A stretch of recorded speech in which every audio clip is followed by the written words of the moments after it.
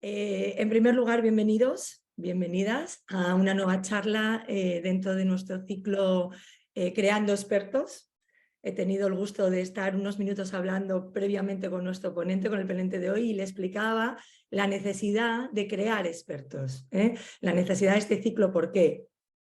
Pues porque cuando hablamos de las displasias esqueléticas que causan enanismo, de acondroplasia, de hipocondroplasia, bueno, pues todas sus versiones, de lo que hablamos es de condiciones poco frecuentes, ¿no? Enfermedades raras, que se llama técnicamente, aunque no nos guste mucho utilizar ese término. Como son poco frecuentes, pues es poco frecuente a veces encontrar ese conocimiento, es poco frecuente a veces encontrar expertos en esta materia. Y este es el objetivo fundamental de este ciclo, crear expertos en ambos lados, crear expertos no solo a los profesionales que trabajan en este campo y que tienen que ir formándose cada vez más, sino también crear expertos en las familias, ¿no? En lo que los médicos denominan pacientes y nosotros nos gusta llamar familias. Tenemos al final que ser expertos en lo que tenemos entre manos, en lo que es la vida de nuestros niños o nuestra vida propia si somos nosotros los que padecemos este tipo de alteraciones o de condiciones, ¿no? Y de eso se trata, intentar tener a nuestra disposición a los mayores expertos a nivel mundial, aprovecharnos siempre de su generosidad para que puedan compartir ese conocimiento y que cada charla en la que participemos seamos un poquito más expertos en lo que se refiere a, pues bueno, en nuestro día a día, porque al final es nuestro día a día, ¿no? La vida de nuestros hijos o nuestra propia vida es nuestro día a día y todo el conocimiento, todos los recursos sabemos que son pocos, ¿no? Así que, sin más, para no alargar mucho y no aprovecharnos mucho del tiempo de nuestro ponente, os paso a presentar el fantástico panelista que tenemos para hoy, ¿no? Él es el doctor Carlos Bacino y, bueno, él es profesor de genética molecular y humana, él es el jefe de servicio de genética del Texas Children's Hospital en Houston. Y sobre todo es un gran investigador, un gran estudioso de las displasias esqueléticas que causan enanismo. Participa en los diferentes estudios a nivel científico y también hace un maravilloso manejo clínico de estas displasias, que también es muy importante, ¿no? Cómo aunar, cómo combinar la ciencia con la clínica, con la vida real y con nuestro día a día, ¿no? Entonces no pudimos encontrar un ponente mejor y más completo para poder abordar todos estos temas y además de una manera accesible y con un lenguaje accesible para que nosotras, las familias, no solo los profesionales que hoy asisten aquí, tengamos ese conocimiento, lo comprendamos y podamos usarlo y lo tengamos como un recurso más. Así que, querido Carlos, públicamente, aunque privadamente ya hemos hablado, pero públicamente te doy las gracias desde la Fundación ALPE, todo el equipo de la Fundación ALPE, todo el patronato de la Fundación ALPE, te da las gracias pues por tu generosidad, como he hablado antes, por tu tiempo y por creer en este proyecto y por participar en que al final de esta charla todos seamos un poquito más expertos. Así que muchísimas gracias y cuando quieras somos todo Sí. oídos. Muchas gracias a ti, Susana, y muchas gracias, Alpe, por haberme invitado a hacer esta ponencia. Em, yo soy esencialmente pediatra y he trabajado en genética ya por muchos años y ya desde mis años de formación en genética estuve trabajando en displasias óseas, displasias esqueléticas, y de ahí viene mi interés, y en los últimos años he estado involucrado en varios de los estudios clínicos para acondroplasia. Por eso es que sé de que hay muchas familias que están con necesidad de entender un poquito más acerca del tratamiento, qué es, para qué es, qué es lo que pueden esperar. Y voy a tratar de explicarles un poquito acerca de cómo es esta condición, qué es lo que pasa y a qué están apuntando exactamente los tratamientos para que puedan entender en forma más clara. Trataré de hacer las cosas simples para que puedan entenderlo. En algún momento van a haber términos complejos, pero espero tratar de explicarlo en la medida que voy avanzando en la exposición. Yo lo que voy a hacer es, tengo unos 20, 25 presentaciones de PowerPoint y voy a tratar de movilizar algunas en forma más rápida para no estar deteniéndome en detalles y dejar más tiempo para que ustedes me hagan preguntas. Lo que sucede en la condroplasia específicamente es que es un problema en una parte de los huesos, que son las células que van a empezar a producir la elongación y la formación de los huesos que se llaman los condrocitos. En el hueso endocondral, donde están los condrocitos, es la parte terminal de los huesos largos en su mayoría, y es la parte de la cual se empieza a producir el elongamiento y el crecimiento de los huesos. Ustedes se imaginan que cuando un niño se está desarrollando, un embrión, el esqueleto es algo que aparece ya muy temprano. Empieza como cartílago en las 8 semanas de desarrollo embrionario y continúa hasta, obviamente, en la edad adulta. El problema que se produce en la condroplasia es un problema de la osificación endocondral, lo que significa, de vuelta, son estas células que se llaman los condrocitos, que están en la placa de crecimiento. Acá esto está en inglés, el growth plate es la placa de crecimiento, y en esta placa de crecimiento empiezan a aparecer los condrocitos que van poniendo material dentro del hueso para que vaya proliferando, después va madurando y las zonas van creciendo hasta que se convierten en hueso. Y todo eso es un proceso que toma muchísimos años.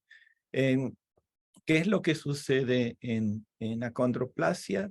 En acondroplasia hay una alteración en una instrucción genética que se llama FGFR3, o es un factor de crecimiento, es un receptor de un factor de crecimiento.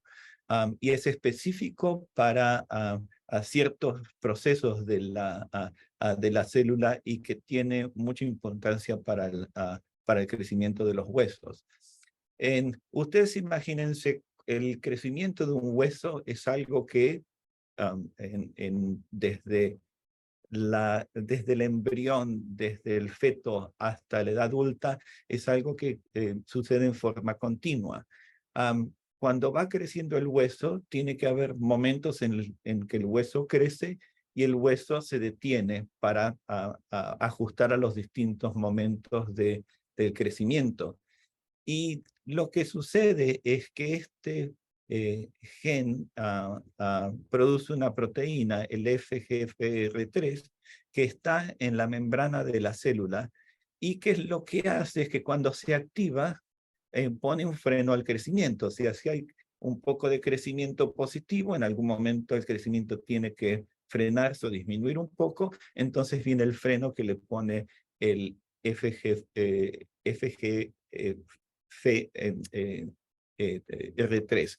Entonces, lo que sucede es que cuando se produce esta alteración genética, este gen está activado en forma constante. En vez de activarse y ponerse en forma silenciosa, está activado constantemente y entonces está poniendo un freno importante a toda la proliferación de estos condrocitos. O sea que le está dando, perdió su capacidad de decir acá se crece y acá no se crece, entonces está todo el momento en activación de no crecimiento. Y esto es lo que se produce cuando se activa en forma autónoma este gen, y esto disminuye la proliferación de los condrocitos, y esto lo que sucede es eventualmente causa talla baja y otros problemas clínicos. Esto simplemente es, es un esquema de lo que sería el FG, FR3, o el receptor que trabaja, que tiene que ver con la condroplasia, y generalmente el problema está en un lugarcito de la célula que se llama en la parte de la membrana de la célula. También hay otras alteraciones en este mismo gen que producen enfermedades o problemas de displasias diferentes, algunos un poquito más leves como la hipocondroplasia, pero hay otras patologías o enfermedades que son mucho más serias, como la displasia tanatofórica. Y todas tienen algunas características similares, pero eventualmente todas tienen que ver con esa activación de este gen y de esta proteína.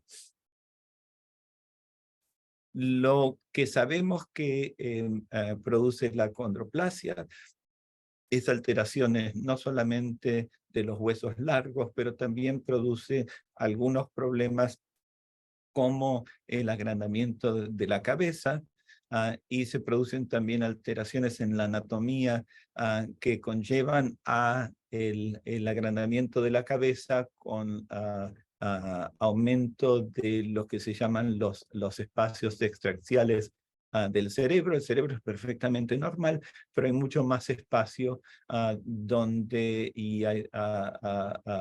generalmente, o al menos en el pasado, algunos médicos erróneamente pensaban que esto era hidrocefalia. Lo que sí hay dificultades con el crecimiento de ciertas partes de la base del cerebro que pueden producir constricción y eventualmente compresión de la médula. En los niñitos que tienen acondroplasia tienen características un poco distintas, con una cabeza más grande, una cara achatada, y todo tiene que ver por el crecimiento diferente que tienen estos pacientitos. En estatura baja es común, así también como acortamiento de los miembros.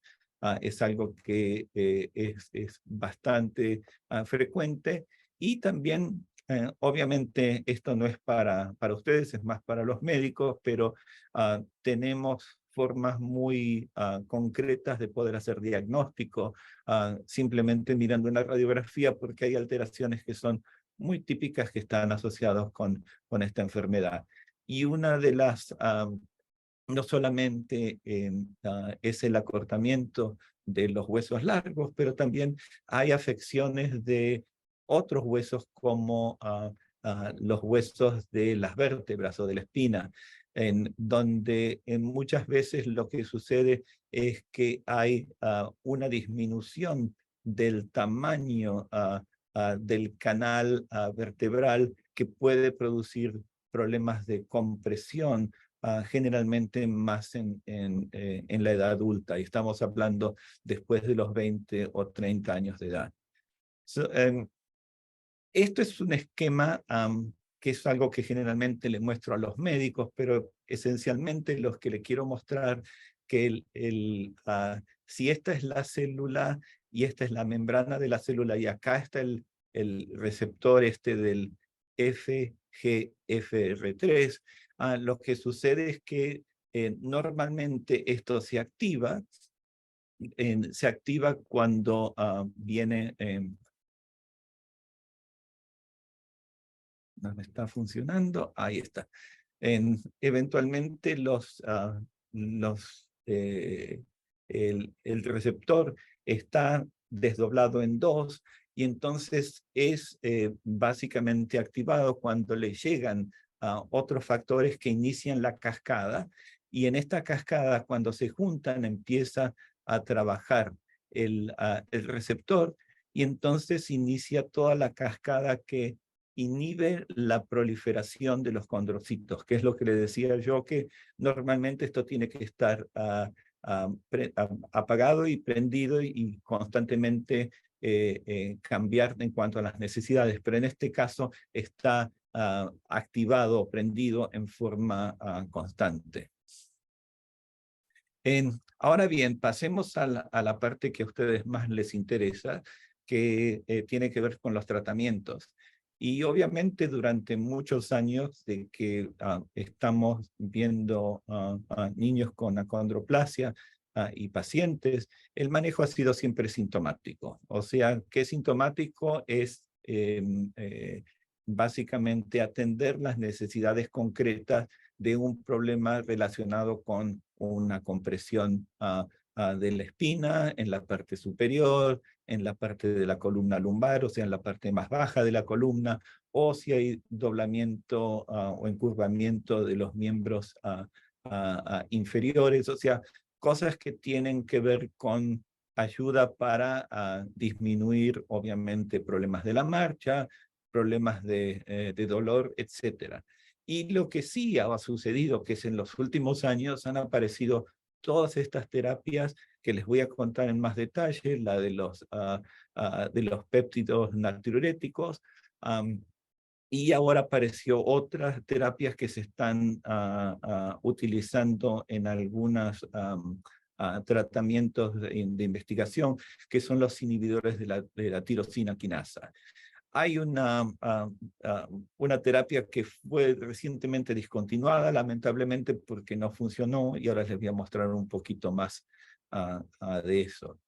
¿De dónde sale todo este asunto de las terapias y del uso del péptido natriurético? Péptidos natriuréticos hay distintos en el organismo, uno para el cerebro, uno para el corazón, y hay uno que es más específico para el cartílago. Lo que se mostró ya hace mucho tiempo, y esto fue uno de los experimentos que terminó lanzando toda la idea del tratamiento en la acondroplasia, fue que unos investigadores se dieron cuenta que todos estos péptidos producían cambios en el tamaño de los huesos.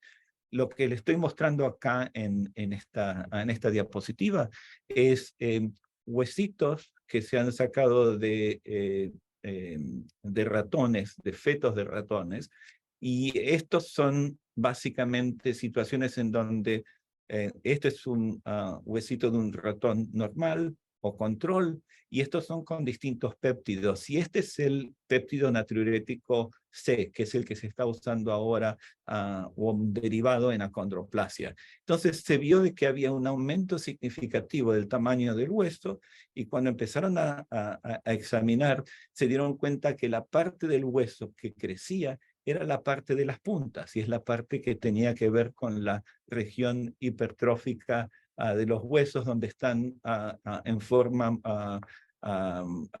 donde están funcionando los condrocitos. Entonces, de ahí empiezan, obviamente, toda una serie de trabajos. Hay estudios que han hecho tratamientos con esta sustancia en ratones normales, en monos, orangutanes. Después también lo hicieron en ratones que son modelos de ratones de acondroplasia, y descubrieron que sí, este péptido, esta proteína, es favorable para el crecimiento de los huesos. Entonces, lo que empezó una de las compañías que ahora tiene el Voxzogo, que es Biomarin, con esta droga que se llama, ahora Voxzogo comercialmente, se llamaba Vosoritide, y es básicamente un CNP, o uno de estos péptidos natriuréticos, que es muy similar al que produce el cuerpo humano, pero está simplemente modificado para que actúe por un poco más de tiempo. Entonces, básicamente, los estudios que fueron previos a todos los tratamientos clínicos mostraron en ratones que tienen características similares a acondroplasia, pudieron crecer en forma más apropiada, corrigiendo la enfermedad en los ratones de laboratorio. Esto eventualmente pasó a estudios de investigación, y esto fue el primer estudio que fue de fase 2, usando Voxzogo o Vosoritide. Básicamente lo que es un estudio de fase 2 es se toman a distintos pacientes en distintas edades y a todos se le da la droga. Acá no hay placebo. Todo el mundo recibe droga, pero la gente recibe la droga en distintas dosis. O sea, hay un grupo que recibe una cantidad más pequeña y otro grupo que recibe una cantidad más alta con grupos entre medio. En lo que se demostró básicamente que los primeros dos grupos que tenían una dosis más baja no tuvieron un crecimiento muy apropiado, hubo un aumento, pero no era significativo, pero los dos últimos grupos, los que recibieron 15.000 microgramos por kilogramo y 30 microgramos por kilogramo, tuvieron una diferencia de crecimiento mucho más importante. Entonces, de ahí se determinó que la droga era segura, que era eficaz y que a partir ya de 15 microgramos por kilogramo era suficiente para aumentar la velocidad de crecimiento. Ustedes se preguntan, bueno, pero ¿cuáles son los problemas o efectos adversos que pueden estar asociados con esta droga? La mayoría de los efectos adversos fueron reacciones locales en el sitio de inyección. Generalmente la inyección se da en los brazos, en las piernas, en algunos casos en el abdomen, aunque muchas de las familias son reacias de poner la inyección en el abdomen. Generalmente se produce una irritación y esa irritación se pone un poquito más hinchada la piel, muy roja, pero desaparece generalmente en 45 minutos, una hora como máximo. Una de las cosas que mostró este estudio es de que no había problemas cardíacos. No se olviden que esto es una proteína natriurética, o sea que tiene que ver con el metabolismo del sodio y se suponía que podía ser problemática para afectar con la presión arterial y problemas cardíacos. Se vio en algunos casos que algunos niños tenían un poco de hipotensión o tensión arterial un poquito más baja, pero que era corregido con hidratación, o sea que no ha habido mayor problemas. Tampoco se ha visto problemas de crecimiento desarmónico, en el sentido de que sabemos de que los niños con acondroplasia tienen acortamiento un poco más marcado en la parte que está más cerca del hombro o la cadera, y una de las preocupaciones, ¿qué pasa si un hueso crece más que el otro? Pero no se demostró o no se vio ningún crecimiento desarmónico. Tampoco hubo reacciones alérgicas de importancia, y se vieron que hubo pacientes que desarrollaron anticuerpos, pero a pesar de los anticuerpos siguieron creciendo y no hubo problemas con la efectividad de la droga. O sea que esto básicamente es lo que ya les conté, y lo que no les conté es que el crecimiento anual durante los 12 meses de aquellos que recibieron la droga con 15 a 30, hubo un crecimiento entre 1.10 y 2.34 centímetros por año, por encima de lo que hubieran crecido para la condición que es acondroplasia. Después les voy a mostrar, eso es en la fase 3, también estamos hablando ya de un crecimiento de la cifra, se estima que es más aproximadamente 1.6 centímetros por año o 1.57 centímetros. Después vino la fase 3. ¿Y qué es la fase 3? La fase 3 es cuando una vez que uno sabe que la droga funciona y que ya se sabe la dosis, entonces todos los organismos reguladores necesitan, antes de aprobar una droga, decidir, ¿esta droga realmente sirve o no sirve? Entonces la forma clásica que hacen los científicos, los médicos, es tomar un grupo de niños o de pacientes a los cuales se le da la droga, y otros que reciben placebo, o sea, reciben una inyección sin ningún tipo de droga. generalmente no es algo que a nadie le gusta pensar de que su niño va a recibir agua destilada, pero la realidad es que todos los pacientitos que están en el estudio después del año empiezan a recibir la droga sí o sí. O sea que tienen generalmente un tiempo de retraso, pero después se los ponen los estudios. Esto es los dos grupos. El anaranjado es el grupo placebo, perdón que esto se está moviendo solo. El grupo placebo que está en anaranjado. Y esto es en el momento, en el día 0 de empezar el estudio, y esto es en la semana 52. Entonces, los chiquitos que no recibieron droga siguieron creciendo básicamente de la misma forma. Pero aquellos que recibieron la droga, que están en el cuadrado azul, esto es en el momento que empezaron la droga, y esto es a los 52 semanas o al año. Entonces acá muestra que sí hubo un crecimiento que fue del punto de vista estadístico significativo. Y hay algo que les quiero mostrar. Yo sé que acá son muchos detalles, pero ustedes van a ver de que hay diferencia, hay crecimiento en todos los casos, pero hay crecimientos que es un poco diferente si uno compara los varoncitos con las mujeres.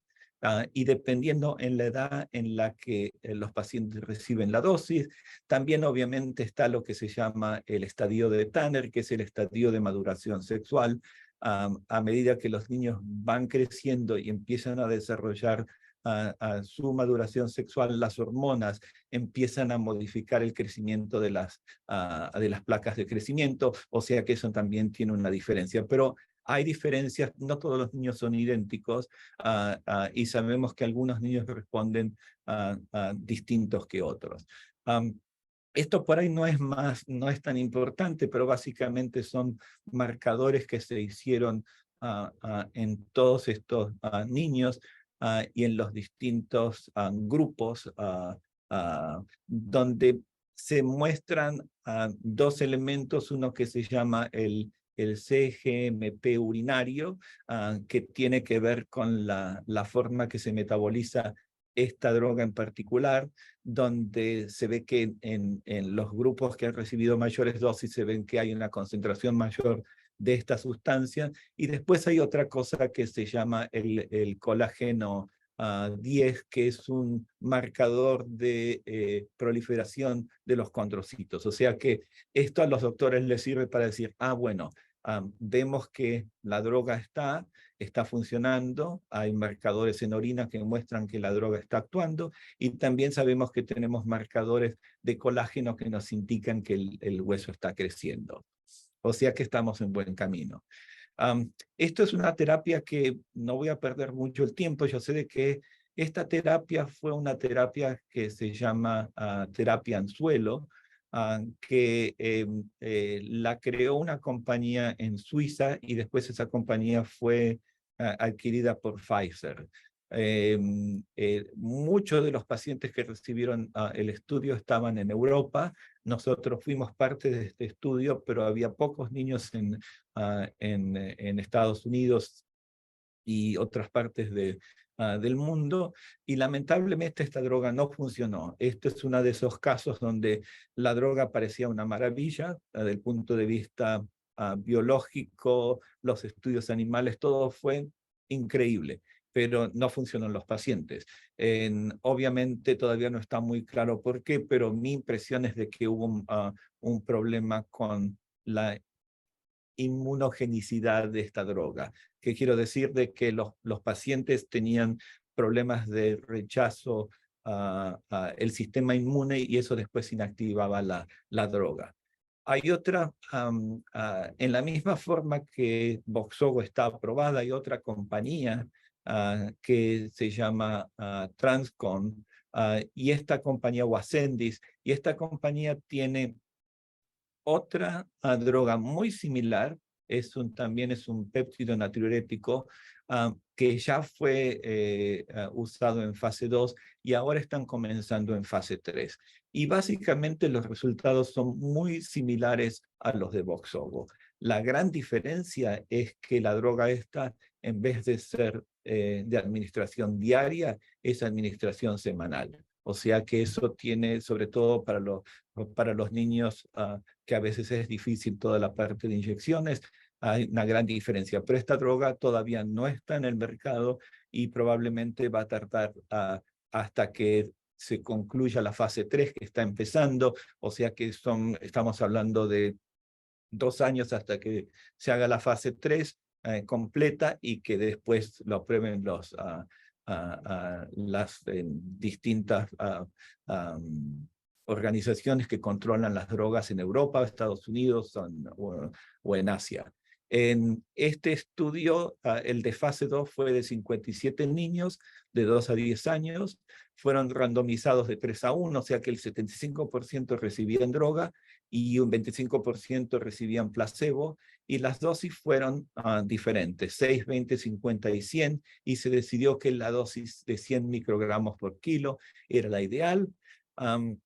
Los pacientes que fueron tratados con por mayor de 6 meses con 100 microgramos mostraron una respuesta consistente y sostenida con lo que se llama la velocidad de crecimiento anual, de promedio 5,39 centímetros por año, cuando la base para condroplasia sería 4,35. O sea que los resultados son similares a los del Voxzogo.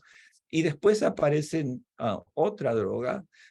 Esta droga es o este tipo de drogas son muy conocidos. Son los que se llaman inhibidores de la tirosinoquinasa. Estas son las drogas que ahora están siendo estudiadas por una compañía que se llama, si no me equivoco, es BioBridge, pero básicamente le muestro.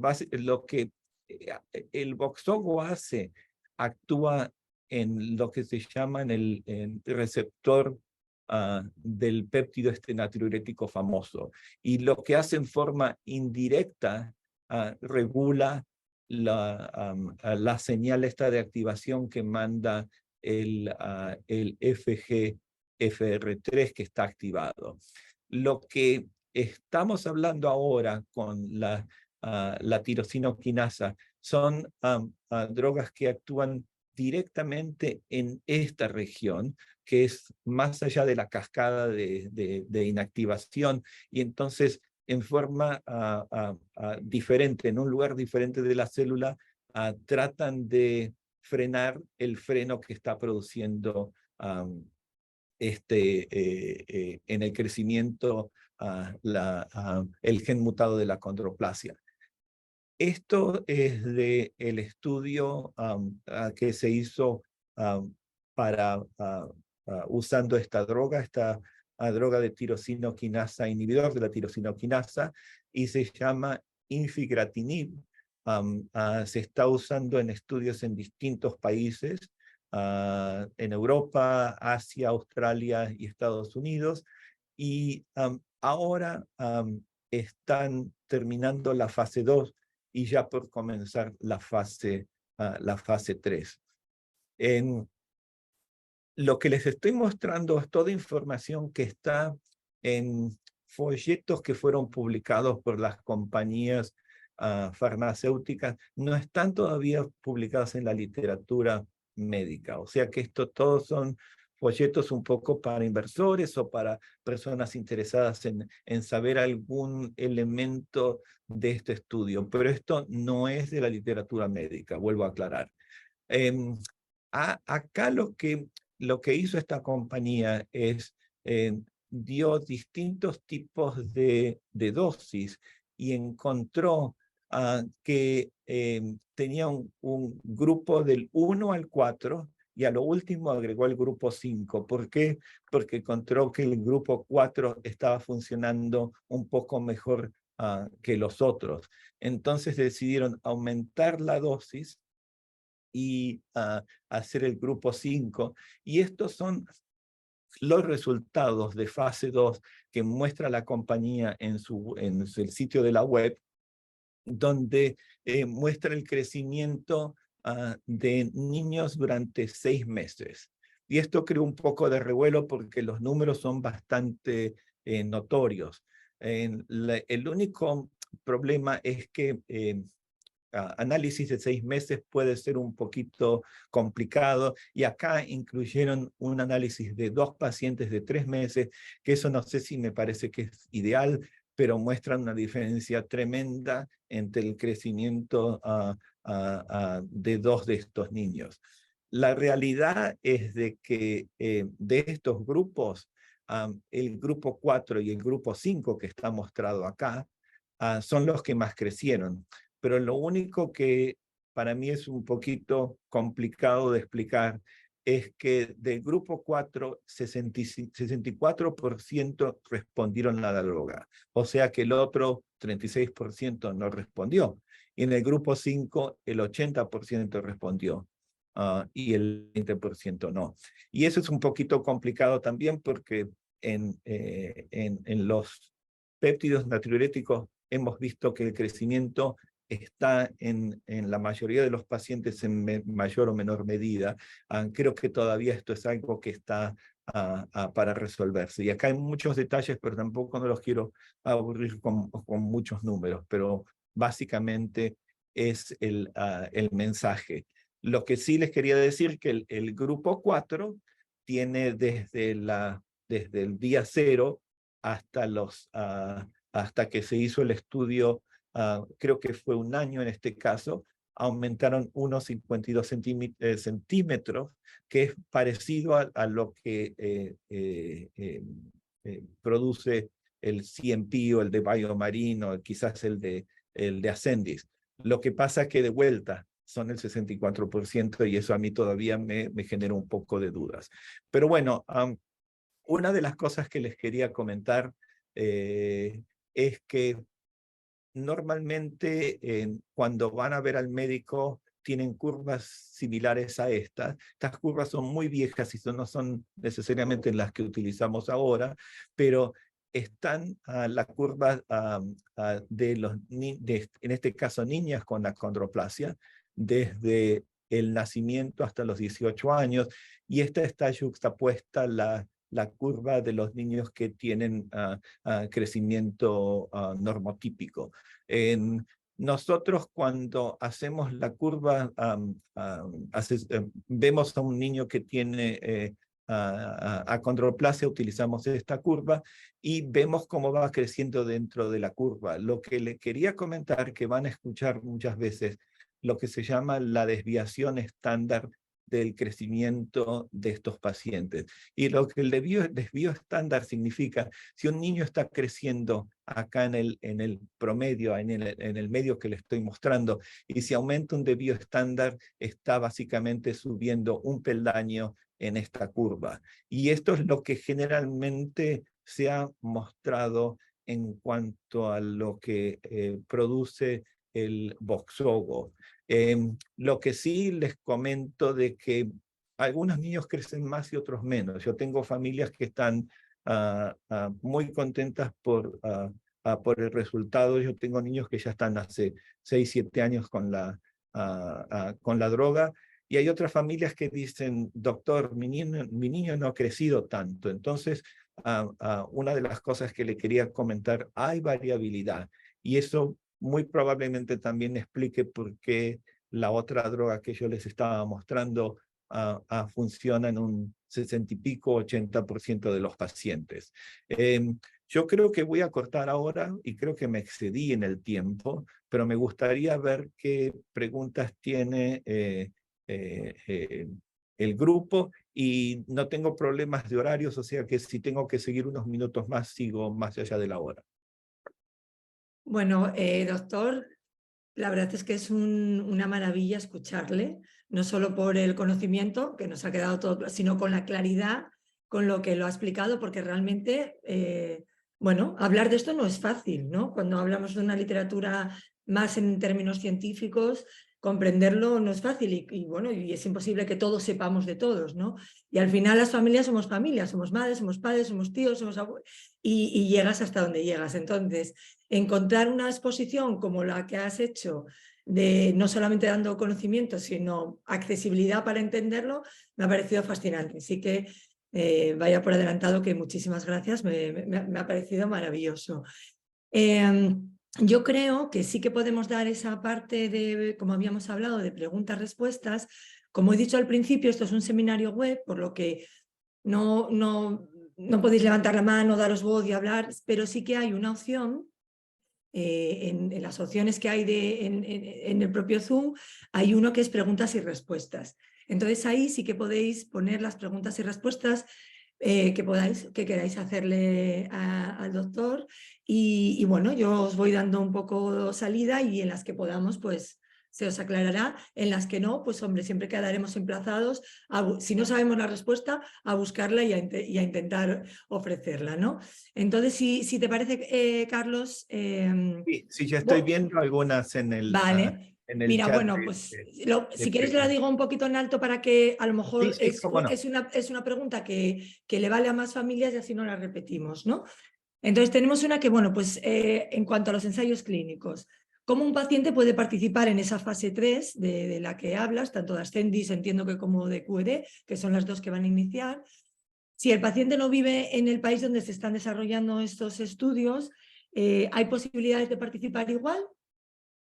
Es complicado porque generalmente todo lo que está en investigación clínica está súper regulado y tiene que ver con la entidad. Por ejemplo, yo tengo familias en Estados Unidos que realmente tienen cuestiones. Una estaba viviendo en Canadá, dio un domicilio en Estados Unidos, pero después uno entra en complicaciones porque a veces viajan, tienen que pasar la droga por una frontera y en realidad no se puede. Lo correcto es que si alguien quiere participar en un estudio, tiene que básicamente mudarse al país porque hay requerimientos muy estrictos en todo lo que es la participación. Entonces se hace muy problemático. Hemos recibido pedidos de todo el mundo para tratamiento y en nuestro caso tenemos un poco las manos atadas. En Europa quizás haya más flexibilidad porque hay un ente que regula a Europa en general, pero no sé cuál es la política de transferencia de medicamentos entre país y país. Aquí en Europa, bueno, por completar un poquito la información, bueno, España la verdad es que hemos sido afortunados porque hemos podido participar en absolutamente todos los ensayos clínicos que se han llevado a cabo. Entonces, en ese aspecto sí que tenemos cierta experiencia en ellos. Al principio sí que era un requisito indispensable por parte de las farmacéuticas, no del propio país a nivel legislativo, sino de la propia farmacéutica, que tenían que residir en el país donde se llevase a cabo el estudio, pero sí que es verdad que en estas últimas fases que se estaban iniciando ya estábamos viendo que había alguna permisividad en cuanto a que poder vivir en otro país de la Unión Europea, porque en la Unión Europea sí que hay más flexibilidad y más, la legislación ampara un poquito más ese transporte de medicamentos y demás. Ahora sí que es verdad que lo ideal, como siempre decimos, es no tiene por qué haber complicaciones hasta que las hay, ¿no? O bueno, siempre que se está uno más cerca, pues siempre es mejor. Entonces, bueno, no hay una respuesta concreta en ese aspecto. Habría que ver qué país, dónde estáis y qué legislación hay en concreto en ese país. Yo creo que Sí, la podemos otra cosa que decirle. puedo decir a las familias que quieren entrar a algunos de estos estudios, hay distintos que lo que pueden ir a los websites de los sitios web de las compañías, donde les van a indicar, las compañías les contestan rápidamente. Y QED es una de ellas y Ascendis es la otra. O sea que las familias pueden contactar y les van a responder. Perfecto. Hay otra pregunta que ahí sí que, si te parece, hago yo la primera respuesta y luego la haces Sí, tú, sí, sí, sí. Carlos. Después, doctor, podrá pasar todo el material o la charla está grabada. Soy mamá de una bebé de 1 año y estoy desesperada por una cura para mi bebé. Bien, aquí hay 2 respuestas, por lo menos por mi parte, como responsable de la fundación que soy. Una, sí, la charla está siendo grabada, hemos pedido permiso, lo tenemos. La charla se edita, se graba en inglés y en español y se sube a nuestro canal de YouTube. Entonces, en el canal de la Fundación podéis encontrar no solo esta charla, sino todas las que se han llevado a cabo en este ciclo y las que se llevarán. Entonces, por ahí no hay ningún problema. Ahora, solo hacer una pequeña puntualización con respecto a la cura. Y ahí sí que entramos las organizaciones de pacientes también a hacer nuestro trabajo del manejo de las expectativas, ¿de acuerdo? No hay una cura. no existe una cura para la acondroplasia y ahora lo explicará mejor desde el punto de vista médico, ¿no? Lo que se trata con estos avances es de mejorar la calidad de vida de los niños con acondroplasia, en todas las versiones, y luego tenemos preguntas aquí aparte sobre el impacto de estos tratamientos más allá de la velocidad de crecimiento, ¿no? Pero de lo que se trata con estos estudios es de mejorar la calidad de vida. No hay una cura, tu niño nace con acondroplasia y continuará teniendo acondroplasia. Ahora vamos a ver cómo a través de la investigación podemos hacer que su calidad de vida sea un poquito mejor en cada investigación que avance, ¿vale? Entonces no hablemos de curas, no hablemos de vacunas, no hablemos de curar enfermedades, tampoco es que estén enfermos, aunque técnicamente se hable de enfermedades raras. Hablemos de condición, de mejorar su condición y de mejorar su calidad de vida, ¿no? Entonces, yo creo que ese es el mensaje que nos sentimos un poco responsables por parte de la Fundación de dar, bueno, por lo que hablamos, ese manejo de las expectativas ante estos nuevos avances que están llegando, que estamos viviendo un momento maravilloso estamos muy entusiasmados, muy excitante en el ámbito científico y de investigación, pero siempre tenemos que tener esa perspectiva y ese manejo de estas expectativas lo más realistas posibles, ¿no, doctor? No, estoy totalmente de acuerdo y estaba justo viendo el mensaje de la señora. Yo realmente primero les diría que en este momento ya esta medicación en particular está aprobada para niños de 5 años y más grandes. En Estados Unidos, en Europa creo que es un poco... Dos. 3 En años. algunos países 2, a partir de los 2 años, no en todos los países de Europa. Sí, hasta en Japón creo que al nacimiento. O Al sea, nacimiento. eso depende de las distintas organizaciones que regulan. Pero señora, hay muchísima información acerca de distintos estudios. Hay una droga disponible en la cual podría acceder dependiendo de si dependiendo de la cobertura médica que hay en cada país, porque esa parte es muy diferente en todos los países. Sé que en España ustedes están bien. Y hay otras drogas que están apareciendo. Lo lindo es que ahora las compañías están peleando a ver quién saca la mejor droga. Y eso me encanta porque la competencia va a terminar ayudando a todos ustedes. Y que gane la mejor. O sea, ahora está Voxzogo, pero veremos qué pasa en el futuro, porque está Ascendis y ahora también está Sanofi, aparece con otra droga. O sea que esto continúa. Y la realidad es de que lo que queremos hacer es mejorar la calidad de vida. Y yo sé de que todos miran en forma muy puntual la altura. Les quiero explicar también esto. Los estudios de investigación tienen que tomar referencias que pueden demostrar a los entes reguladores, decir, esta droga funciona o no. Una de las más simples y accesibles es mirar a la altura o el crecimiento anual, pero la realidad es que hay otros factores que se están estudiando y se están viendo y de que sabemos de que en muchos casos se están mejorando. O sea, a mí me importa más que la altura, a mí me importa más la columna en acondroplasia, porque muchos de los médicos que están acá presentes saben que los problemas de columna pueden ser significativos. Y yo tengo, en forma anecdótica tengo pacientes que han estado con Voxzogo y que tenían dificultades o que se quejaban de dolores y cuestiones referentes a la columna que están ahora mejorados. O sea, la realidad es que no vamos a saber con certeza hasta que hagamos muchos más estudios y pasen muchos más años. Pero si esto está funcionando en los huesos largos, también tiene que estar funcionando en otros huesos, como los de la columna, que a mí me importa más como médico. O sea, lo que tenemos ahora, quédese tranquila que lo que tenemos ahora es mucho más es mucho más notorio de lo que tuvimos por décadas. Y ahora hay posibilidades y hay tratamientos para mejorar la calidad de vida. Muy bien. Otra pregunta que tenemos con Voxzogo, ¿cuál es el porcentaje de no respondedores? En Voxzogo todos responden. en mayor o menor medida. Por eso mostraba en un momento la cifra de que estaba entre 1 centímetro, 1.0 algo, y 2.60 y pico. O sea, todos responden. Lo que pasa es que hay niños que responden menor que otros y otros mayores que otros. Pero no tenemos una variabilidad estudiada, en el sentido que es otra de las preguntas que nos hacen las familias, entre qué franja y qué franja de edad el Vostogo es más potente, ¿no? O es más efectivo. Ahí tampoco hay nada cerrado que podamos, ¿no?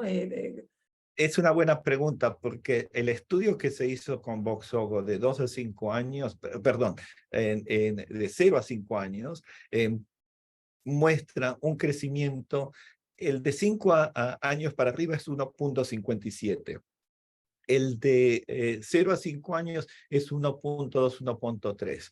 O sea, no está muy claro, o sea, es un poquito menor, pero la realidad es de que uno, si está empezando lo más temprano posible, va a tener obviamente en forma acumulativa un resultado final mejor. ¿Por qué funciona un poco menos en el grupo más pequeño? No sabemos, pero una de las cosas que quería comentar de que en los niños que recibieron Voxzogo en los primeros 6 meses de vida, tuvieron aparentemente variaciones o no variaciones importantes en cuanto a la forma y los volúmenes de la cara y del cráneo, donde hubo mejoramientos importantes de su aspecto. O sea que sabemos, como les explicaba, los huesos se empiezan a desarrollar muy temprano en el embrión. Si tuviéramos una forma de saber de antemano y empezar a tratar a los niños en el momento que están en útero, obviamente que ya del punto de vista ético y los entes reguladores es muy complicado, pero eso es algo que podríamos hablar de cura, pero ahora estamos hablando de mejorar, y yo pienso de que si empezamos temprano vamos a poder ayudar, pero no hay no hay una cura perfecta. Lo llaman en inglés, decimos el silver bullet, donde vamos a arreglar todos con un... Hay otra pregunta que pone, quisiera saber si están evaluando cuáles son las variables que hacen que un niño responda o no al tratamiento con Vosoritide. Sí se están mirando, pero yo pienso de que no me queda claro a mí si hay estudios. Pienso que esto pasa por obviamente variaciones genéticas y ambientales, y van a ser muy complejas de establecer. Yo una de las cosas que veo y que es claro, también lo veo en mis pacientes y lo veo en los datos, que las niñas parecen crecer un poco más que los niños, o sea, factor hormonal, factor genético, que es exactamente, igual estamos hablando de niños prepuberales, o sea, yo pienso de que eso va a tomar muchos años en poder determinar exactamente qué es lo que hace responder. De esa forma poder seleccionar, bueno, este paciente va a estar mejor con esta droga y este paciente va a estar mejor con otra droga que tenga otro mecanismo. Es que realmente, bueno, este es un tema que está siempre encima de la mesa de discusión, porque si esto lo hilamos con lo que, bueno, tú decías en una de las diapositivas, ¿no? El impacto que también tiene la administración del fármaco, quiere decir, un pinchazo todos los días, desde que los niños son pequeños hasta el cierre de sus epífisis, ¿no? Que es cuando más o menos está la ficha técnica descrita, el tratamiento del Vostogo, bueno, es un impacto a nivel personal y familiar importante, ¿no? Entonces, claro, decidir, en fin, ¿me merece la pena este estrés a veces en muchas familias, en muchos niños? ¿Cómo puedo darme cuenta si realmente está siendo exitoso o no? Si tiene efectividad el fármaco, como para que sigamos con el impacto que crea la administración del fármaco en el niño y en la familia. Entonces, eso es un punto importante, junto con los protocolos de seguimiento, que seguro que saldrá la pregunta, pero si no la tengo yo aquí guardada en la recámara, que creo que es muy interesante, ¿no? Hay otra pregunta que pone, ¿cuál es su experiencia en niños tratados con Vostogo y cirugías de rectificación de tibias? Si tienes. Yo he sabido o he visto de otros colegas que han tenido niños con con problemas de encurvamiento de las tibias. O sea, les quiero explicar, en la acondroplasia es muy común que uno, en la parte inferior de la pierna está la tibia y ¿cómo se llama? La fíbula, no me sale ahora el peroné. Perdón, me olvido del castellano. Está la tibia y el peroné. El peroné generalmente crece un poquito más que la tibia y por esa misma situación se produce el encurvamiento de la tibia. Eso pasa comúnmente en todos los niños con acondroplasia. Si yo estoy dando una droga para promover el crecimiento, probablemente en algunos casos se puede exacerbar más eso que en otros niños. Entonces, la realidad es de que es algo que hay que seguirlo en forma constante y cuando se ve que el niño empieza a tener más encurvamiento, se hacen radiografías y en el caso necesario se lo manda al médico ortopedista, porque hay que hacer una corrección antes de que se vuelva o se ponga peor el encurvamiento, pero sí es algo que normalmente pasa en acondroplasia. Muy bien, tenemos, bueno, ¿el Voxzogo hasta qué edad se puede aplicar?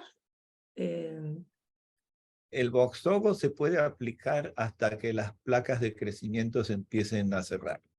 Generalmente es ya es en la adolescencia. Estamos hablando en un promedio entre los 15, 16, 17 años como máximo. Pero tienen que ver en la medida que los niños empiezan a desarrollar sus características sexuales secundarias y empieza todo las hormonas a pasar los estadios de maduración. Cuando están llegando al final, ahí es donde se cierran las placas de crecimiento y ya no funciona más. O sea, uno puede dar la droga, pero no va a responder al mensaje, ¿no? Bueno, diferencia entre niño y niña yo creo que ya está también contestada, ya has hablado varias veces sobre ello. Otra de las preguntas recurrentes, ¿no? ¿Estos tratamientos sirven para la hipocondroplasia? De no ser así, ¿hay algún tratamiento en estos casos? Hay estudios justamente porque esta droga funciona en el mismo mecanismo de la hipocondroplasia, también tiene mutaciones en el mismo gen, en distinta porción de ese gen, y tienen una alteración en el hueso que es similar a condroplasia en menor grado, pero es similar. Hay estudios, Biomarin ya está haciendo estudios con niños que tienen hipocondroplasia para ver también la efectividad de la droga, pero son estudios separados, no en el mismo que están acondroplasia, pero están siendo estudiados en este momento. Sí, nosotros sabemos también que hay un investigador en Washington, ¿no? El doctor Dauber, que también está haciendo, ¿no? Con el Voxzogo, con el Voxzoritide, solo para hipo. Y creo, y eso también podéis meteros en la web, como ha dicho el doctor, que CUEDE ha iniciado un estudio en ratones, por lo menos ha tenido los ratones con hipocondroplasia, o sea, está todavía en una fase muy, muy inicial, pero creo que bueno, creo no, lo sé, quiero decir que están arrancando también el estudio, por lo menos en ratones con hipocondroplasia, también el infigratinib, cómo puede ¿no? también impactar o ser efectivo y seguro para la hipocondroplasia. O sea que, bueno, también se está avanzando, ¿no? En otras displasias, que también es lo que hablamos, ¿no? Estamos viviendo momentos francamente emocionantes, ¿no? En cuanto a investigación. También hay una que dice, ¿hay evaluaciones de la calidad de ese hueso formado tras los años de tratamiento con Voxzogo? No hay estudios, es una buena pregunta, no hay estudios de esas características. La única forma de hacer este tipo de estudios es hay lo que se llama tomografía computada cuantitativa, que son estudios más específicos para ver las características del hueso trabecular. Lo que sí se están haciendo estudios en todos los niños que están pasando por estos estudios, están haciendo exámenes de DEXA, de densidad ósea, o sea, eventualmente vamos a tener datos indirectos, pero supongo que no creo que que haya inconvenientes en cuanto a la formación de ese hueso. Pero bueno, no sé si tenemos los datos en este momento.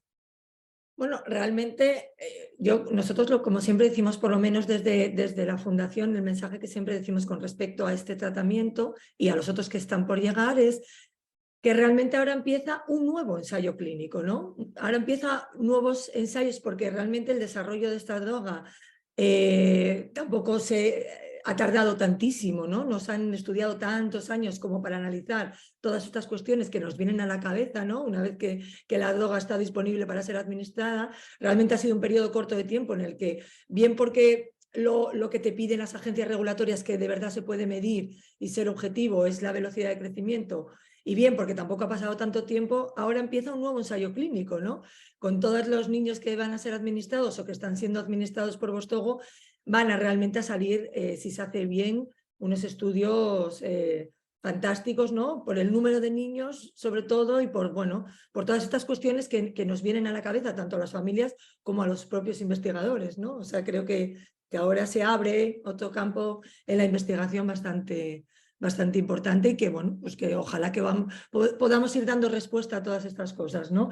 También se habla de la proporcionalidad, que es otra de las cosas que nos llegan a la fundación, ¿no? Si también sirve para mejorar no solo ese crecimiento, sino la proporcionalidad, las otitis, las estenosis, la curvatura de tibias, ¿no? Todas estas cosas, bueno, no sé, doctor, si hay una evidencia ahora mismo documentada, ¿no? Y científica a la que podamos acudir para ver todo esto. O por lo menos No nosotros no la hemos todavía. encontrado, ¿no? No todavía, porque como has dicho tú, Susana, el asunto es en la medida que ya haya poblaciones de pacientes que se estén estudiando, van a aparecer distintos estudios donde vamos a mirar qué diferencia hubo entre las infecciones de oídos, qué diferencia ha habido entre problemas de trastornos del sueño, o sea, pero por ahora la información es un poco puntual porque es lo que hacen también las compañías farmacéuticas para lograr poner la droga en el mercado. Y bueno, estoy mostrando que los niños crecieron, estoy mostrando que no ha habido efectos secundarios o colaterales. Entonces, obviamente todas esas preguntas van a seguir estando presentes, pero por ahora no tenemos la respuesta. Bueno, una mamá, pues claro, pregunta lo que siempre nos gustaría escuchar, ¿no? ¿Qué droga me recomienda usted, doctor? No tengo una bebé de meses, ¿qué droga me recomienda? Pues imagínate, ¿no? Y yo lo que pasa es como científico, obviamente voy a utilizar primero la droga que esté aprobada. Hay una sola droga aprobada, esa es la realidad. El asunto va a ser más complicado cuando estemos hablando de 2 o 3 drogas aprobadas. O sea, ahora le puedo recomendar una sola, que es Voxzogo. Y no estoy haciendo la propaganda, pero es la única.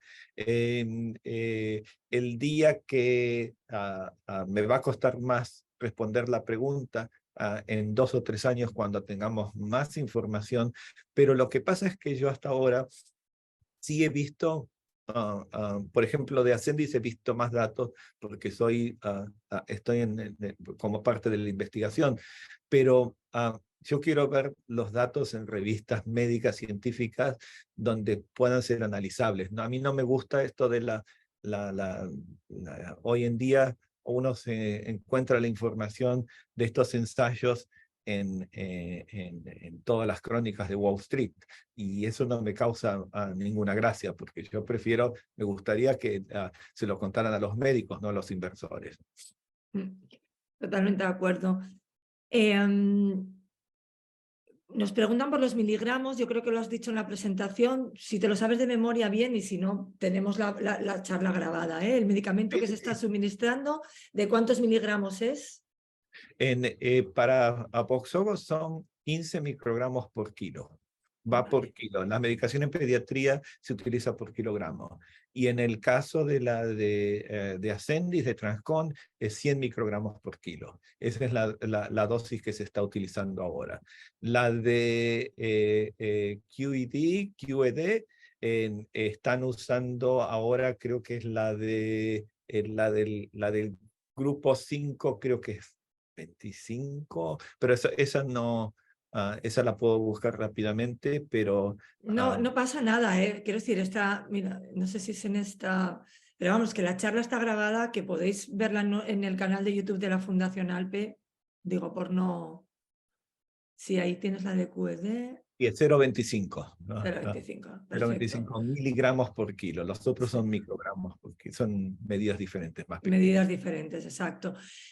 También hay otra mamá que dice que si puede repetir los marcadores de crecimiento óseo. A ver, podéis ver la charla y así no damos para adelante y para todas las diapositivas y le damos un poco de agilidad, ¿no? Claro, no, pero el marcador es el colágeno tipo 10, 10. pero lo que pasa es que esto no es un estudio que está disponible en los laboratorios clínicos, es un estudio que están haciendo solamente estos laboratorios para estos estudios de investigación. O sea, no es algo que yo mando al laboratorio clínico y que me hagan las enzimas hepáticas y mando colágeno 10, o sea, eso está en lugares muy especializados. Vale. Una pregunta que, bueno, que puede parecer que se pueden hacer, ¿no? Lo que hablamos, no, las madres no tenemos por qué saber de todo en la vida, y una pregunta que se pueden hacer es como esta, ¿no? ¿Se sabe si la eficacia del Voxzogo puede depender de la zona donde se haga la inyección? ¿Se ha estudiado algo al respecto? No, no, pero la realidad es que no lo sé de forma exacta, pero cuando se hacen los marcadores de orina que muestran la degradación, lo que se llama el GMP, no hay variación. Entonces, en base a eso, todos los pacientes tienen que rotar los sitios. A no ser de que yo diga, bueno, voy a estudiar en todos los niños, le voy a dar la inyección en el brazo izquierdo, brazo derecho, pero la realidad es que sabemos que van a la circulación. O sea que no tendría tampoco sentido de que el sitio donde la inyección fue dada realmente importe. Vale. Bueno, luego hay varias preguntas que he ido yo revisando así mucho, ¿no? De la que contesta el doctor, estoy analizando.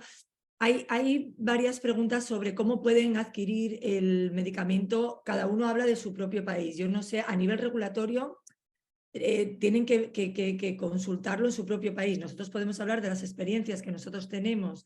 Nosotros, más allá de España, podemos hablar de Europa, ¿no? Y tú de Estados Unidos, pero hay determinados países que sí que va a ser un poco difícil que nosotros podamos darle la respuesta exacta. Lo que sí que podemos hacer es que si nos enviáis un email a la fundación, nosotros os ponemos en contacto con las organizaciones de vuestro país para que ellas os aconsejen exactamente.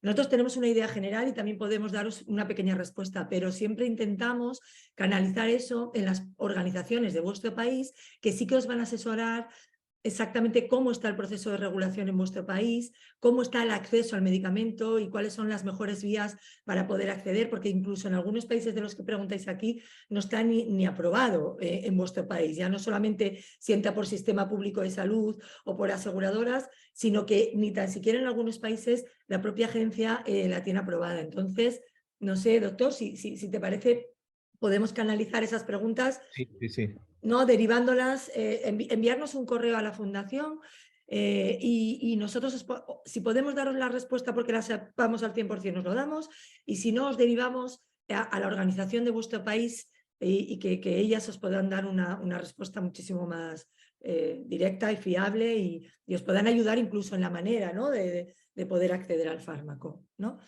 Seguro, porque sí, hay de está Argentina, aprobado. hay de Perú, hay de México, hay de... Bueno, nosotros tenemos una red la red de Latinoamérica en la que ¿no? participamos, y precisamente este tema está muy actualizado y están trabajando mucho en ello las organizaciones de Latinoamérica y de verdad que os pondremos en contacto con ellas si no tenéis vosotros y os van a asesorar seguro que fantásticamente bien. Entonces, bueno, aquí llega una pregunta que si no salía la iba a hacer yo porque me parece que es fundamental y que ahí sí que tenemos una carencia enorme, enorme, por lo menos aquí en Europa y en Latinoamérica y y en muchos países, en Estados Unidos, no sé cómo estará y ahora nos lo podrás responder, es sobre el protocolo de seguimiento.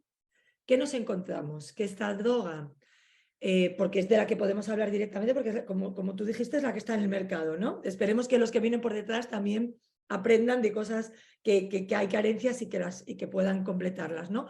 Pero nos encontramos con que esta droga sale al mercado, lo cual, bueno, nos ponemos todos muy contentos, es un éxito a nivel científico y de investigación, pero empezamos a ver las carencias y una de ellas muy grande, que es no hay protocolo unificado de seguimiento.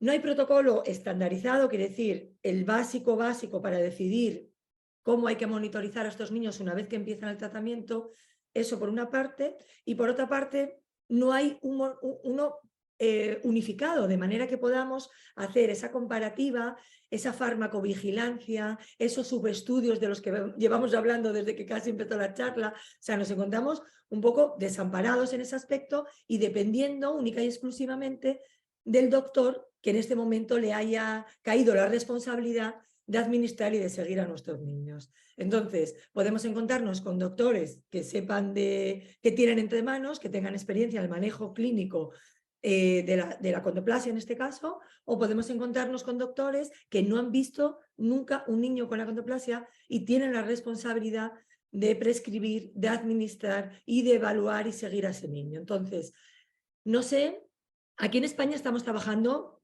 fuertemente para crear ese protocolo, intentar unificarlo lo más posible. También se está trabajando mucho en colaboración con el Necker en París, con Coimbra, bueno, con hospitales que ya han ido creando un protocolo mínimo, ¿no?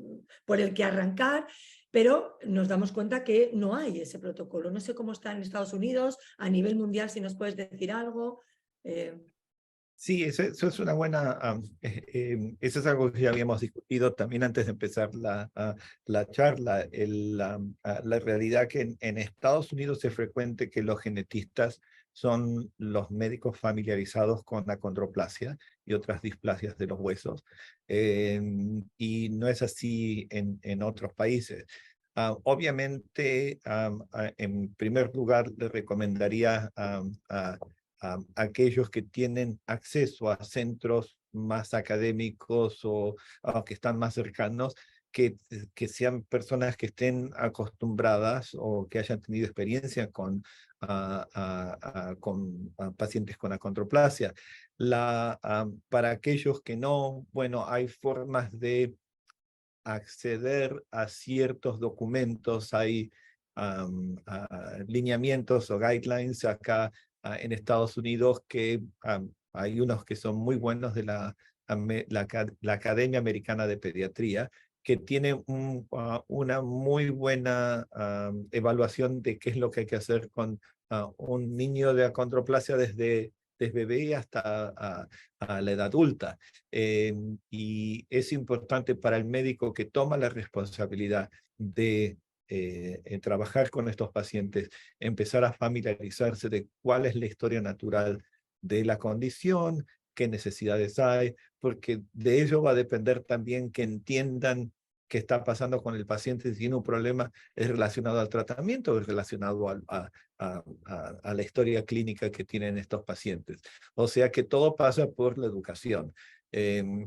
Y sí, no hay lineamientos específicos, pero nosotros en el caso, nosotros tenemos una clínica especial de displasias y vemos a todos los pacientes y bueno, tenemos una enfermera que se ocupa, la llama nurse practitioner, que se ocupa de toda la parte de medicinas, constantemente nos está consultando si hay preguntas, problemas y demás. Pero hay lugares y centros referentes en todo el mundo, definitivamente Sudamérica, en Argentina con Vicky, en Brasil, o sea, hay mucha gente que está muy familiarizada con seguimiento de la patología y en Europa obviamente también. Hay que Bueno, educar a los médicos.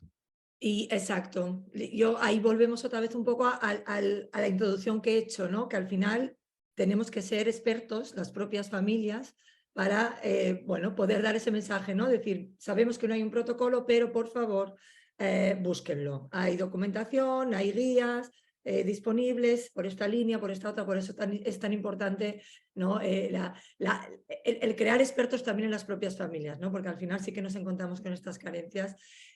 Bueno, nosotros sí que la Sociedad Americana de Pediatría lo tenemos siempre muy presente. En nuestra página web ahí está pública por si quieren seguirla y compartirla, pero vamos, que es accesible toda esta documentación hoy en día, ¿no? Pero bueno, es importante ese seguimiento, ¿no, doctor? Porque bueno, lo que hablamos, el impacto que tiene la administración, la ansiedad también por ver si esto funciona o no, el quedarte tranquila para saber si estás haciendo lo correcto con tu hijo o no, ¿no? Son sentimientos y son, bueno, vivencias que tienen las familias en su día a día. Y sí que es verdad que ese protocolo también acompañaría a generar un poco menos de ansiedad, más tranquilidad y saber que tu hijo está bien monitorizado, que está bien seguido y que funcione o no, no, el seguimiento se hace. Pero bueno, sí que hay que seguir trabajando en ello, yo creo. Hay que darle ahí una voz a nivel mundial. Mira, dicen que si el apoyo con vitaminas zinc es recomendado para apoyar el crecimiento. No. En cuanto a la cuestión de vitaminas, es algo que yo siempre tengo cuidado. Los niños que están comiendo una dieta balanceada, obviamente es más que suficiente. Si las familias quieren darle algún soporte vitamínico porque tienen problemas, chicos que tienen autismo, chicos que tienen dificultades con comportamiento y que no comen ciertos tipos de cosas, bueno, se puede dar una multivitamina, lo consultan con su especialista. El zinc es una de estas vitaminas que puede tener efectos colaterales en dosis altas. O sea, hay que tener cuidado con la automedicación. Sobre todo uno piensa las vitaminas como algo benigno. Muy bien. Otra de las preguntas es si esto sirve para los adultos. Si el Voxzogo, bueno, ya lo has explicado, ¿no? Desde cuándo hasta cuándo es efectivo, pero bueno, por No, no está bien. recalcarlo. El Voxzogo no, lamentablemente no sirve en los adultos porque ya actúa en los lugares donde están estos condrocitos que están funcionando y que están inhibidos por la mutación de la condroplasia. O sea que ya no tienen lugar porque se completó el crecimiento óseo, entonces ya no pueden modificarse. Sí, obviamente están los tratamientos de elongamientos que son obviamente muy controversiales y que son tremendamente costosos, que algunos lugares, acá hay un grupo que los hacen en la Florida, no es una de esas cosas con las que esté muy de acuerdo, pero bueno, hay familias que lo eligen. Yo tenía una familia que tuvieron al niño con Voxzogo y decidieron terminar el estudio para hacer el elongamiento. O sea, son decisiones personales. Muy bien. En el tratamiento del Voxzogo puede ser que en los primeros 2 años funcione y que después el crecimiento se desacelere, o si empieza funcionando después sigue igual. Sí, por lo que hemos visto hasta ahora, porque lo que yo mostré son de 2 años, pero ya hay otros datos de 4 años y 5 años que sigue funcionando. O sea que independientemente que tenga anticuerpos, que no tenga anticuerpos, los pacientes siguen creciendo más allá de lo esperado por su condición de acondroplasia. O sea que se mantiene. Lo que sí que nos gustaría es decir que esto es una media del máximo de eficacia que se ha demostrado con el Voxzogo, pero que hay gente que también es otra de las cosas que nos llegan de las familias, es que ellos calculan. Si entonces es 1,5 de crecimiento más al año, si yo empiezo a darlo a los 2 años que está permitido en España, sumo el 1,5 por todos los años de crecimiento hasta el cierre de la epífisis, bueno, entonces me salen un montón de centímetros además de mi crecimiento natural. Bueno, no es exactamente así, ¿no? Que funcione el medicamento a lo largo de su administración no quiere decir que ese 1,5 esté garantizado en todos los niños y en todos los años en los que tú administres el medicamento. ¿No es así, doctor? Porque también es la cuenta, como decimos en España, la cuenta de la lechera. Tú quieres contar, empiezas a sumar. Bueno, Sí. hay que por tener cuidado. clarificarlo, ¿no? Hay que tener cuidado. Obviamente pueden obtener un beneficio importante, porque si estamos hablando de un niño que va a tener 130 centímetros a su edad adulta, a que tenga 140, 145, es una diferencia importante. O sea, hay que tener cuidado con estar, con lo que dijiste antes de las expectativas, porque hay variaciones y algunos pueden llegar a cifras casi normales de 1,5 metros, pero no, eso es muy difícil de decirlo ahora, porque no tenemos esa experiencia de ver niños desde el nacimiento. Vamos a tener que esperar otros 20 años más. Mm. Bueno, hay preguntas que ya se han ido contestando, ¿no? Como hasta cuándo se puede aplicar el medicamento. Bueno, que si se ha visto si hay mejora de capacidad pulmonar, ensanchamiento de tórax.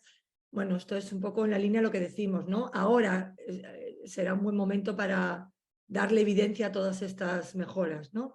En general, la condroplasia no está asociada con problemas pulmonares. O sea, sí, obviamente sabemos que el tórax es más pequeño, pero a no ser de que haya una enfermedad de base que sea por un problema diferente, otra afección, o un niño que haya tenido prematurez y haya tenido displasia broncopulmonar, etc., lo que fuera. No hay una patología asociada con acondroplasia y pulmonar. La droga, el Voxzogo, no tiene nada que ver con el desarrollo pulmonar, o sea que sí, obviamente si está creciendo más el tórax, puede haber un crecimiento mayor de los pulmones, pero no creo que haya una conexión ahí. Bueno, nos hablan sobre el tratamiento oral, que ¿no? Han oído que hay una investigación que es con tratamiento oral, yo creo que también lo habías dicho, pero bueno, por si quieres matizar sobre el DQED, Sí, ¿no? Que es... sí, ese es uno de los inhibidores de la tirosina, que es la compañía que ahora está abriendo la fase 3 del Infinitragib, siempre lo pronuncio mal, que este es un grupo de drogas que conocidas hace muchos años se estaban dando para cáncer. Y lo que están ahora dando es esta misma droga en acondroplasia, pero en dosis muchísimo menores de las que se hubieran utilizado para cáncer. Y son los que le estaba mostrando de que tenía una respuesta de hasta el 80% en la dosis más alta. O sea que sabemos que hay pacientes que aparentemente responden y otros que no. Y las cifras de crecimiento pienso que están en veremos, porque para mí no es muy claro por todos los datos que vi por 6 meses, por 3 meses, o sea, necesito convencerme un poquito más con los datos finales. Hablan, bueno, sobre cómo están los laboratorios acá en Argentina. Mirad, en Argentina tenéis una ventaja con respecto a muchos otros países, que es que tenéis el Hospital Garrahan, en el que la doctora Virginia Fano lidera la unidad de displasias esqueléticas y de trastornos del crecimiento. Ella es referente a nivel mundial. Entonces, Total. a los asistentes que seáis de Argentina, todo el tema de clínica y de investigación, podéis dirigiros directamente al Garrahan en el departamento de la doctora Virginia Fano, que además es maravillosa, cercana, os va a contestar absolutamente a todo lo que necesitéis, la vais a tener a vuestra disposición. Entonces, os recomiendo que os pongáis en contacto con el Hospital Garrahan y en el departamento de la doctora Virginia Fano de la unidad de crecimiento. Y ahí os dará la contestación a qué tipos de ensayos se van a realizar en Argentina, de qué manera, cómo acceder, bueno, todo esto, ¿verdad, doctor? Que ahí sí que tenemos un filón Sí. con la doctora Fano, que es maravillosa. Vicky es un referente para Sudamérica, eso desde ya. Bueno, muchas gracias por la excelente exposición. Nos gustaría saber si nos puede contar algo sobre el tratamiento sobre el que investiga Sanofi. Es a través de un anticuerpo. La verdad es la verdad que no, el primero que trabaja con anticuerpos, ¿no? ¿Qué nos puedes Sí, decir sobre ello? sí, es un anticuerpo monoclonal y va a ser inyectable, por lo que creo es diaria. Nosotros vamos a estar involucrados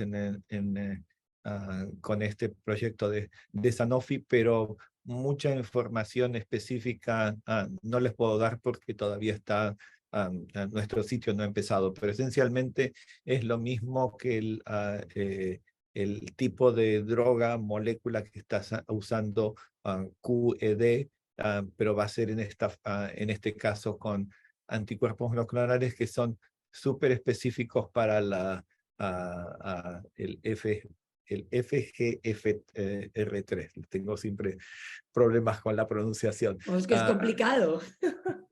En inglés me sale mejor, pero eh, así que eso también pienso que va a ser otro ensayo muy interesante porque si está funcionando también la tirosinoquinasa como muestra QED, hay que ver qué pasa con algo que es mucho más específica. Aquí en España ya empieza ahora. Tenemos un centro en el que está autorizado el Sanofi, pero están en la fase de observacional, historia de vida natural. Están todavía en Claro. la fase observacional. Para empezar ahora el análisis de historia de vida y luego ya, pues como conlleva todo ensayo clínico, ¿no? Sucediéndose las diferentes fases. Pero sí que resulta interesante. Se dice que si el Vostogo, que ya está siendo administrado en muchos países, se puede seguir considerando experimental por todos esos subestudios que se están llevando. Me imagino que irá por ahí la pregunta.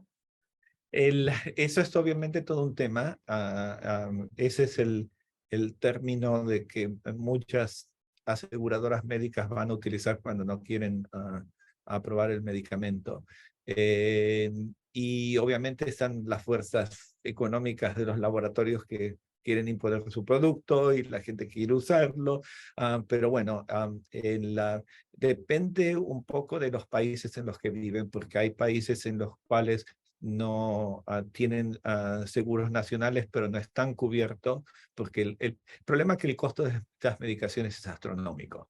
Entonces, desde ese punto de vista, la decisión del país y del sistema de salud está relacionado cuánto van a poder sostener un pago de millones y millones de dólares por una droga antes de que vayan a la quiebra. Entonces, ahí toman las decisiones y en base a eso después deciden, y en el caso donde hay aseguradoras privadas, también hacen lo mismo. Y una de las cuestiones que arguyen es bueno, esto es experimental, esto no se sabe, pero lo que pasa es que una droga es experimental mientras esté en ensayo clínico. Una vez que se ha demostrado que sirve y que es eficaz y que es segura y se es aprobada por el ente regulatorio, ya no es experimental. O sea, pero bueno, son todas